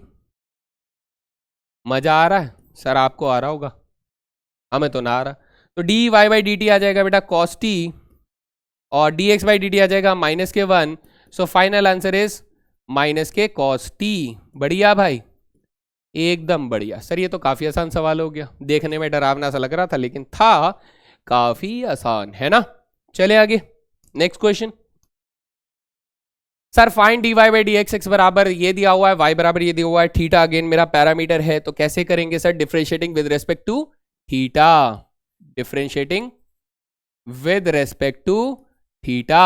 अच्छा सर, थीटा के रेस्पेक्ट में डिफरेंशिएट करेंगे तो हमारे पास D x by D theta आ जाएगा। तो ये प्रोडक्ट रूल से जाएगा बेटा, जिसमें ई की पावर थीटा का डेरिवेटिव और sine theta plus cos theta as it is रहेगा, है ना। फिर प्लस सर ई की power theta as it is रहेगा और sine theta plus cos theta का डेरिवेटिव हो जाएगा, ऐसा कुछ लगेगा आप लोगों को। तो यहां पर आ जाएगा बेटा ई की पावर थीटा का डेरिवेटिव ई की पावर थीटा और ये sine theta plus cos theta as it is, कोई परेशानी नहीं। ई की पावर थीटा हमारे पास एज इट इज है, sine theta plus cos theta का डेरिवेटिव हो जाएगा cos theta minus sine theta हो जाएगा, नो प्रॉब्लम। सर अगर मैं ई की पावर थीटा कॉमन ले लेता हूं तो हमारे पास sine theta plus cos theta minus sine theta आ जाता है। तो आप कहेंगे सर ये प्लस साइन थीटा और minus sine theta cancel out हो जाएगा, तो final answer is twice cos theta into e की पावर थीटा। ये हो गया हमारे पास D x by D theta. मजा आया होगा। चलो आगे चलते हैं। सर सेम प्रोसीजर हमें उसके लिए भी लगाना पड़ेगा, d Y by D theta के लिए। निकालिए। तो जैसे ही मैं d Y by D theta निकालूंगा तो प्रोडक्ट रूल इसमें भी लग रहा होगा। सर फर्स्ट फंक्शन का डेरिवेटिव, सेकंड का एज इट इज यानी sine theta minus cos theta plus first function as it is, second का डेरिवेटिव यानी sine theta minus cos theta का डेरिवेटिव, है ना, ओके। ई थीटा का डेरिवेटिव ई थीटा हो जाएगा और यहां पर sign theta minus cos theta रहेगा, प्लस ई थीटा हमारे पास एज इट इज है, साइन थीटा का डेरिवेटिव कॉस थीटा हो जाएगा और कॉस थीटा का डेरिवेटिव माइनस साइन थीटा, तो minus minus plus sine theta हो जाएगा। सर यहां से ई की पावर थीटा अगर कॉमन ले लेते हैं तो sign theta minus cos theta plus cos theta plus sine theta, है ना, तो कॉस थीटा और कॉस थीटा कैंसिल आउट हो जाएंगे, तो यहां पर ई की पावर थीटा क्या हो जाएगा, टू साइन थीटा ई की पावर थीटा हो जाएगा। This is the value of d Y by D theta. Okay sir, बिल्कुल सर, बात समझ में आती है सर।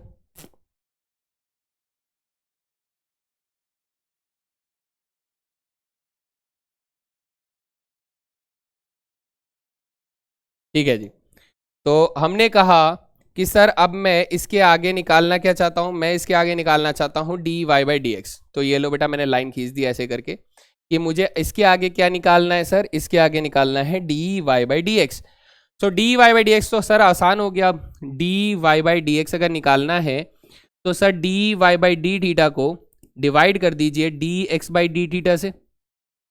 ओके जी, तो d Y by D theta कितना आया सर, ये आया है 2 साइन थीटा ई की पावर थीटा, और यहां से आ रहा है 2 कॉस थीटा ई की पावर थीटा। तो सर ई की पावर थीटा और 2 है कैंसिल हो गए, तो final answer is tan theta, और तारा रारा रारा आंसर आ जाता है। इजी, वेरी इजी है ना। चले आगे, जितना प्रैक्टिस करेंगे उतना बेहतर होते जाएंगे। Next question, find the double derivative. भाई अब देखो डबल डेरिवेटिव पूछ रहा है, तो बच्चा देखो क्वेश्चन तो सेम है, क्वेश्चन अगर सेम है तो मैं बार दोबारा तो सॉल्व नहीं करूंगा। मैं कहता हूं कि देखो सर यहाँ पे क्या दिया हुआ था, यहाँ पर t/2 दिया था यानी पैरामीटर t था। इस क्वेश्चन में सर क्या है, पैरामीटर हमारे पास थीटा है। अच्छा, तो अब मेरा dy बाई डी टी कितना आया था यहाँ पे, sorry dy by D x कितना आया था sir, minus k cos T आया था। तो अब मेरा वहां पर dy बाई डी एक्स कितना आएगा सर, पैरामीटर बदल दो तो माइनस के कॉस थीटा आ जाएगा। तो मैं ये वाला पार्ट स्किप कर दूं, ठीक है। मैं कहता हूं कि सर मेरे पास dy बाई डी एक्स कितना आ जाएगा यहाँ से, sir dy by D x आ जाएगा माइनस के कॉस थीटा। कहां से आया sir, follow the steps of question number 2, follow steps of question number 2, ठीक है जी, follow the steps of question number 2। आपको dy बाई डी एक्स बराबर माइनस के कॉस थीटा आ जाएगा। सर सेकेंड ऑर्डर डेरिवेटिव निकालना है, याद है ना आपको, हाँ मुझे याद है, तुम्हें याद है क्या। तो सेकेंड ऑर्डर डेरिवेटिव निकालने के लिए डिफरेंशिएटिंग विद रिस्पेक्ट टू क्या करेंगे, x करेंगे या पैरामीटर करेंगे, x करेंगे या पैरामीटर करेंगे। तो जैसा मैंने बताया कि जब आप दूसरी बार डिफरेंशिएशन करते हैं तो बेटा पैरामीटर के रेस्पेक्ट में नहीं, x के रेस्पेक्ट में करेंगे, तब हमारे पास यहां पर बन जाएगा d2y by D x square बन जाएगा, है ना। तो यहाँ पे माइनस कॉस थीटा का डेरिवेटिव क्या हो जाएगा सर, माइनस कॉस थीटा का डेरिवेटिव हो जाएगा माइनस साइन थीटा हो जाएगा, लेकिन सर इनटू में थीटा का डेरिवेटिव x के रेस्पेक्ट में d theta by D x आ जाएगा। सर ये d theta by D x की वैल्यू कहां से मिलेगी, तो वापस इधर जाओ बेटा, यहां आप कहोगे कि सर देखो D x by d t की वैल्यू क्या आ रही थी, -1 आ रही थी, तो d x by D theta की वैल्यू भी -1 ही आ रही होगी, है ना। तो sir D theta by D x की वैल्यू कितनी हो जाएगी बेटा, -1 ही हो जाएगी। यानी कि मैं कहूंगा सर इस वाली कंडीशन में d theta by D x की वैल्यू क्या आ जाएगी, इसकी वैल्यू क्या आ जाएगी सर, इसकी वैल्यू क्या आ जाएगी, -1 आ जाएगी। Then your final answer will be कि सर ये तो अपने पास माइनस के साइन थीटा है ही, और इसकी वैल्यू हमारे पास -1 आ गई। सो फाइनल आंसर कितना हो जाएगा बेटा, साइन थीटा हो जाएगा। This is your answer. ये कहां से आया दोस्त, ये आया हमारा फ्रॉम क्वेश्चन नंबर 2, ठीक है। इसकी वैल्यू कहां से आई बेटा, -1 फ्रॉम क्वेश्चन नंबर 2 से आया है, ये आप लोग वहां से देखकर कर सकते हैं, है ना। ठीक है, इजी था सर।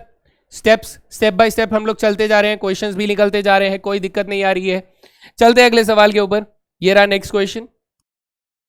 क्या कह रहा है सर, इफ y बराबर tan inverse x then prove that 1 plus x square y2 plus 2x y1 बराबर 0।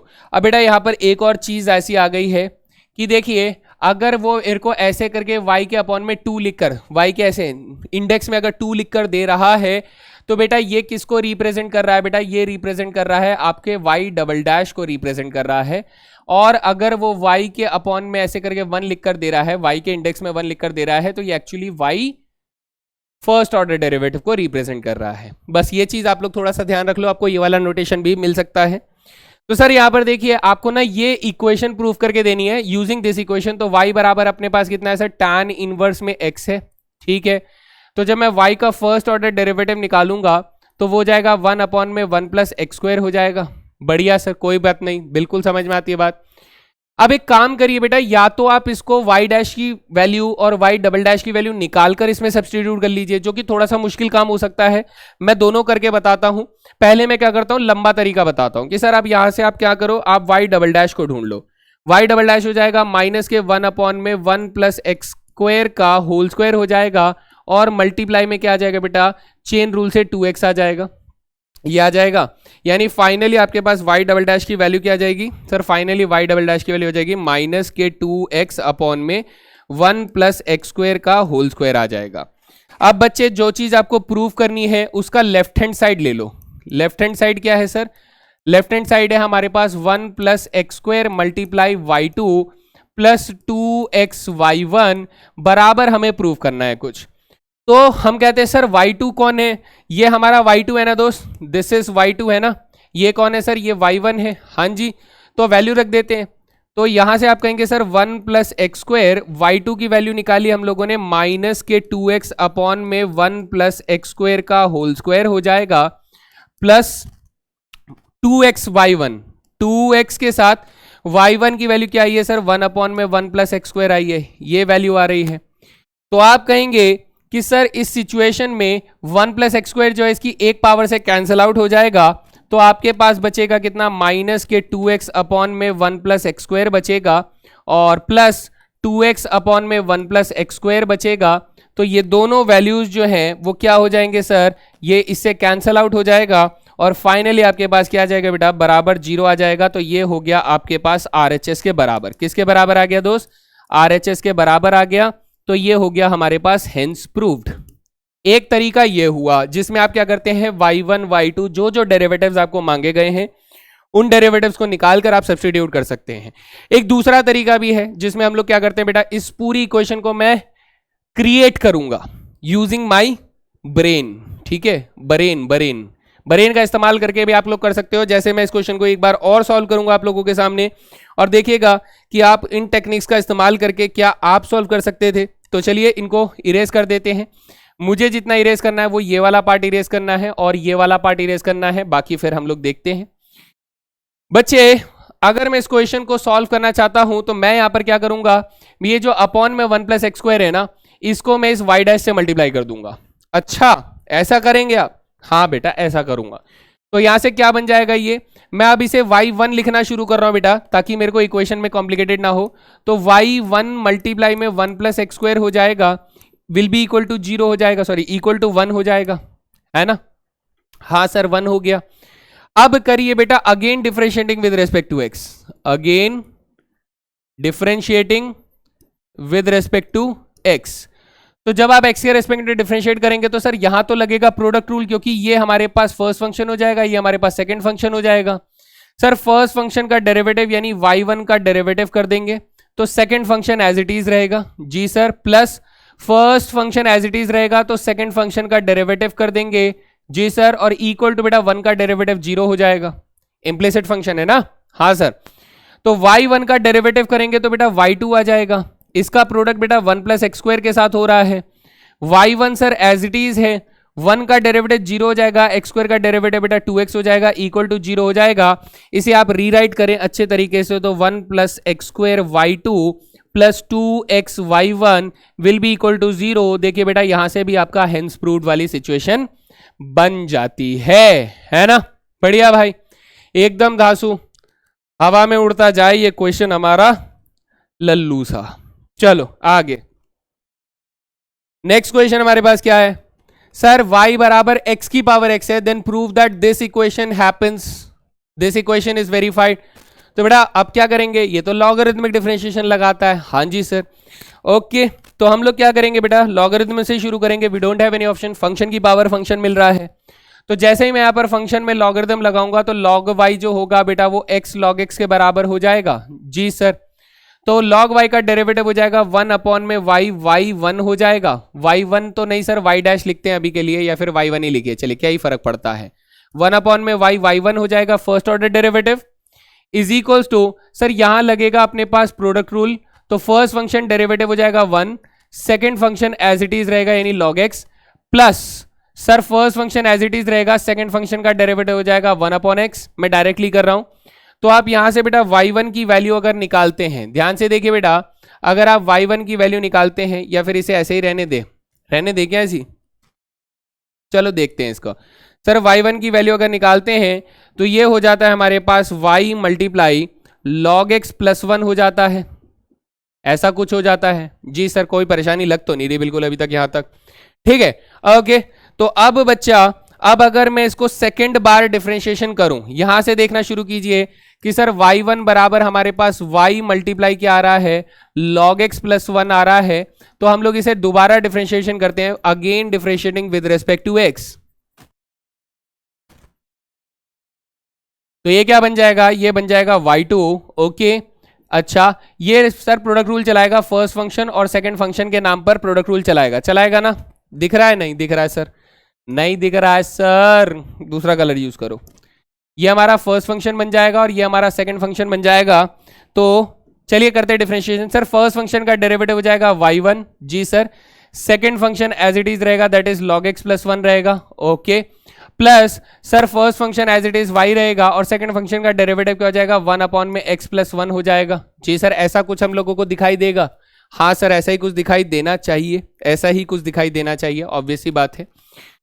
तो अब हम लोग ये कहते हैं कि सर अगर मैं ये चीज उठा के इस तरफ लेकर आता हूं और y1 की वैल्यू को सब्सटीट्यूट करने के बजाय, ये y अपॉन एक्स तो अपने को दिखाई दे रहा है, ये log x प्लस 1 जो है बेटा, यहां से देखिए थोड़ा सा नजर अपनी तेज करें तो आप लोग इसको वेरीफाई कर सकते हो कि सर ये देखिए log x प्लस 1 जो है, ये हमारे मान लीजिए इक्वेशन नंबर 1 है। यहां से आप log x प्लस 1 की वैल्यू क्या निकाल सकते हैं, सर log x प्लस 1 की जो वैल्यू होगी वो हो जाएगी y1 अपॉन में y हो जाएगी, कितनी हो जाएगी बेटा, y1 अपॉन में y हो जाएगी। तो क्या आप इस log x प्लस 1 को इससे सब्सटीट्यूट करके चेंज कर सकते हैं, तो आप कहेंगे सर y2 जो होगा वो y1 मल्टीप्लाई y1 अपॉन में y हो जाएगा और प्लस ये y अपॉन में x हो जाएगा, इनको उठा के इधर ले आइए तो y2 माइनस y1 का स्क्वायर अपॉन में y माइनस y अपॉन में x बराबर 0 हो जाएगा। देन यू विल से दैट कि सर जो प्रूफ करना था वो प्रूफ हो गया, है ना, बढ़िया भाई, एकदम बढ़िया। तो इसी तरीके से प्रूफ करते चलना है और गुणगान गाते चलने हैं डेरिवेटिव्स के। चलते हैं अगले सवाल की ओर और ये रहा नेक्स्ट क्वेश्चन भाई।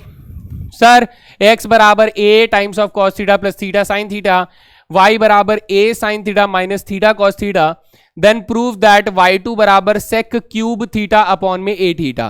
बेटा y2 बोल रहा है ना, यानी सेकंड ऑर्डर डेरिवेटिव मांग रहा है और वो भी पैरामीट्रिक डिफरेंशिएशन में मांग रहा है, पैरामीट्रिक है ना। तो सर पैरामीट्रिक तो करना आता है अपने को। पैरामीटर कौन है सर, थीटा है। अगर थीटा है तो हम लोग पहले क्या निकालेंगे sir, differentiating with respect to theta करेंगे तो dx बाई डी थीटा निकालेंगे।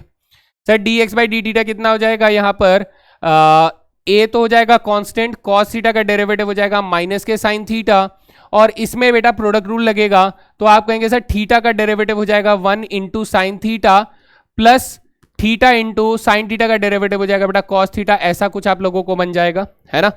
तब आप कहेंगे सर ये माइनस के साइन थीटा और प्लस के साइन थीटा कैंसिल हो जाएगा, तो फाइनली अपने पास dx बाई डी थीटा कितना आ जाएगा सर, ये बन जाएगा a थीटा cos थीटा, ये बन गया जी सर। कोई परेशानी एकदम नहीं।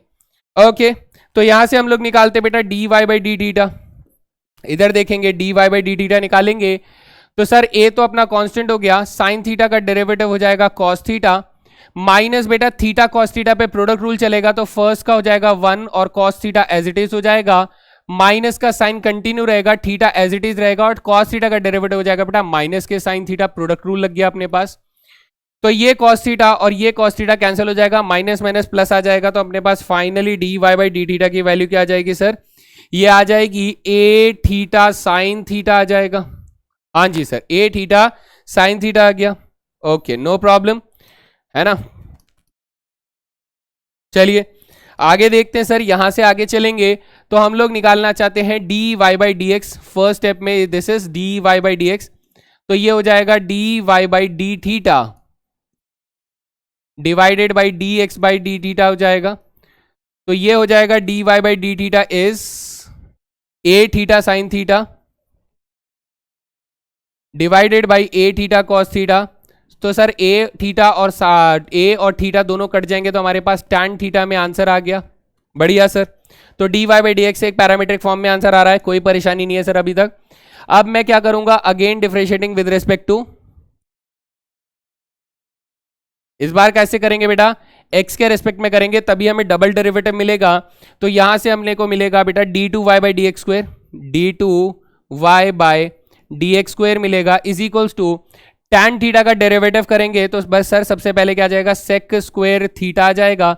लेकिन सर चेन रूल से थीटा का डिफरेंशिएशन करेंगे तो D theta by D x आ जाएगा, है ना sir. D theta by D X, यहां से देखिए दोस्त, आपके पास D x by D theta की वैल्यू जो है वो अपने पास ए थीटा कॉस थीटा है, तो D theta by D x की वैल्यू उसको रेसिप्रोकल कर देंगे तो हमारे पास क्या आ जाएगा सर, यहां से आ जाएगा अपने पास सेक स्क्वेयर थीटा, इसकी वैल्यू हो जाएगी 1 अपॉन में ए थीटा कॉस थीटा, है ना। तब आप कहेंगे कि सर ये तो अपने पास हो गया y2 के बराबर। अच्छा, इधर क्या आ गया बेटा, cos थीटा ऊपर भेज दोगे तो सेक क्यूब थीटा अपॉन में a थीटा आ जाएगा। और आपको बोल रहा है कि सर y2 की वैल्यू किसके बराबर आ रही है, जो बोला गया है वो उसी के बराबर आ रही है, तो हेंस प्रूव्ड हो गया भाई, है ना। This is proved. बढ़िया, तो ये सब एग्जामिनेशन पॉइंट ऑफ व्यू से बहुत बहुत बहुत ज्यादा इंपॉर्टेंट क्वेश्चन है। So let's move on to last question. Okay sir, क्या कह रहा है, इफ y बराबर a e की पावर 2x प्लस b e की power minus x then prove that y2 minus y1 minus 2y बराबर 0। इजी है भाई, हलवा सवाल है। चलो देखो ध्यान से, इसमें हम लोग क्या करेंगे सर, सबसे पहले y1 निकालेंगे पहली बार डिफरेंशिएट करके, that is differentiating with respect to x। तो हमारे पास क्या आ जाएगा बेटा, y1 आ जाएगा। y1 की वैल्यू क्या हो जाएगी सर, a तो कांस्टेंट है, e की पावर 2x का डेरिवेटिव e की पावर 2x होगा, लेकिन 2x का डेरिवेटिव 2 हो जाएगा चेन रूल से। सर b e की पावर माइनस एक्स का डेरिवेटिव e की पावर माइनस एक्स होगा, लेकिन माइनस एक्स का डेरिवेटिव हो जाएगा माइनस के 1, यानी y1 की फाइनल वैल्यू अगर लिखना चाहें तो वो हो जाएगा 2a e की पावर 2x हो जाएगा माइनस b e की पावर माइनस एक्स हो जाएगा। अच्छा सर, सेकेंड टाइम डिफरेंशिएट कर लेते हैं, क्योंकि यहां से तो चीज मेरे को सिंप्लीफाई होते हुए नहीं नजर आ रही है। तो जब मैं again differentiating with respect to x करूंगा, हैं जी, तो यहां पर क्या आ जाएगा सर, y2 आ जाएगा। ओके, और 2a e की पावर 2x में 2a अपना कांस्टेंट है, तो e की पावर 2x का डेरिवेटिव e की पावर 2x हो जाएगा, और 2x का डेरिवेटिव बेटा 2 हो जाएगा चेन रूल से।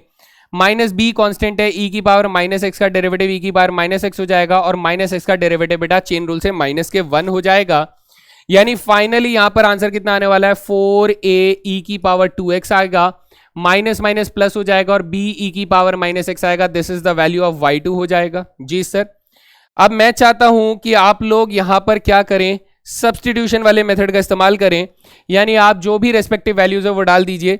जैसे y2 की वैल्यू क्या है सर, y2 की वैल्यू है 4a e की पावर 2x, 4a e की पावर 2x और प्लस b e की पावर माइनस एक्स। जी सर, ये हो गया इसकी वैल्यू। माइनस y1 डाल दीजिए, y1 कितना है सर, 2a e की पावर 2x प्लस नहीं माइनस b e की पावर माइनस एक्स हो जाएगा, ठीक है। और ट्वाइस ऑफ y1 माइनस कर दीजिए, sorry twice of y minus कर दीजिए, y कितना है सर, y है a e की पावर 2x प्लस b e की पावर माइनस एक्स, ये हमारे पास है ना। ये क्या हो गया बेटा, ये हमारा लेफ्ट हैंड साइड सॉल्व हो रहा है, this is left hand side solve हो रहा है। तो आप कहेंगे सर यहां पर हमारे पास 4 है, यहां पर हमारे पास -2 है, यहां पर हमारे पास -2 है, यानी जब अगर आप a e की पावर x कॉमन लेते हैं, a e की पावर 2x कॉमन लेते हैं, तो 4 -2 -2 आपके पास कॉफिशिएंट बचता है। यहां देखो बेटा बी ई की पावर माइनस एक्स है, यहां minus minus plus b e की पावर माइनस एक्स है, और यहां माइनस टू बी ई की पावर माइनस एक्स है। तो जब आप बी ई की पावर माइनस एक्स कॉमन लेते हैं, बी ई की पावर माइनस एक्स कॉमन लेते हैं, तो यहां से बेटा आपको 1 बचता है, यहां से आपको +1 बचता है, और यहां से आपको -2 बचता है। तो कुल मिलाकर आप कहेंगे कि सर ये हमारे पास ए ई की पावर 2x मल्टीप्लाई बाई 0 हो जाएगा, ये बी ई की पावर -x मल्टीप्लाई बाई 0 हो जाएगा, और टोटल में हमारे पास क्या आ जाएगा सर, 0 आ जाएगा, यानी इक्वल टू सर RHS आ गया, हेंस प्रूव्ड। ठीक है भाई, हेंस प्रूव्ड। आसान चीजें हैं, बस आपको प्रॉपर चीज पता होनी चाहिए। सही चीज अगर आपको मालूम होगी तो सही तरीके से आप उसे डिफरेंशिएट करेंगे। जैसे कि आप देख पा रहे हैं chain rule, product rule, quotient rule, इनका ही बोलबाला है। फिर उसके बाद जो मेथड्स होते हैं जैसे लॉगरिथमिक डिफरेंशिएशन हो गया, पैरामीट्रिक इक्वेशन को कैसे डिफरेंशिएट करना है, इनवर्स ट्रिग्नोमेट्रिक डिफरेंशिएशन जो है, ये तो मेथड्स हैं कि अगर हमें कुछ खास तरीके के फंक्शन मिले तो हमें कौन सा प्रोसीजर फॉलो करना चाहिए डिफरेंशिएट करने के लिए, सो दैट हम उसे प्रॉपर्ली डिफरेंशिएट करके आंसर निकाल पाए। लेकिन अगर आप देखेंगे इन सभी मेथड्स में चेन रूल, प्रोडक्ट रूल और क्वोशिएंट रूल कहीं ना कहीं इनमें बार बार लगातार लगते हुए नजर आ रहा है। तो जो हमारी डिफरेंशिएशन की सबसे पहली क्लास थी that is basics of differentiation, वो बहुत अच्छे से आना चाहिए। ये नहीं कहूंगा कि ये नहीं करना है, इन पर हमें ज्यादा मार्कर वाले क्वेश्चन मिलते हैं, जैसे 4 मार्कर या 6 मार्कर वाले क्वेश्चन यहां से बन सकते हैं। सो इनको तो बहुत अच्छे से प्रैक्टिस करना है। और इस तरीके से यहां पर अपना कैलकुलस का सबसे पहला पार्ट जो है दैट इज डेरिवेटिव्स, वो हमारा खत्म हो जाता है। अब हम लोग एक नई सीरीज शुरू करेंगे that is application of derivatives.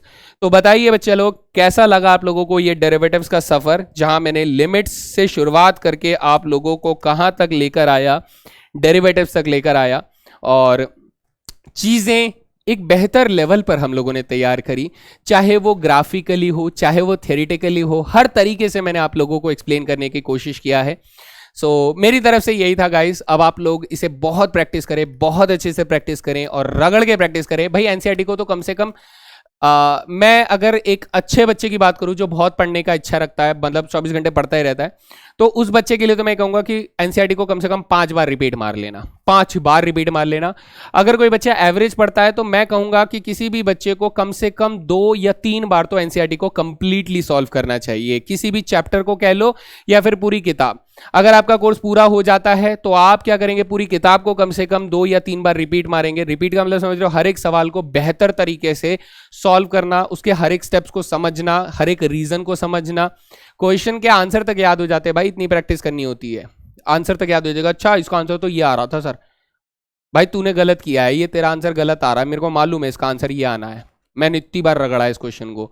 तो वो फीलिंग होनी चाहिए यार, वो फीलिंग अगर नहीं है तो नहीं है, मजा नहीं है भाई। 11th की मैथ्स, 12th की मैथ्स में वो मजा नहीं है अगर बच्चे ने रगड़ के प्रैक्टिस ही नहीं करी। ठीक है, सो मेरे ख्याल से मेरी बात आप लोगों को क्लियर है। So that was all guys, thank you very much. मिलते हैं नई सीरीज के अंदर जिसमें हम लोग डेरिवेटिव्स का इस्तेमाल कर रहे होंगे नई चीजों को सॉल्व करने के लिए, नए आयामों को खोलने के लिए, और उनका एप्लीकेशंस देखेंगे बहुत ही खूबसूरत रियल वर्ल्ड दुनिया में। सो तो मिलते हैं अगले सेशन में। जय हिंद दोस्तों।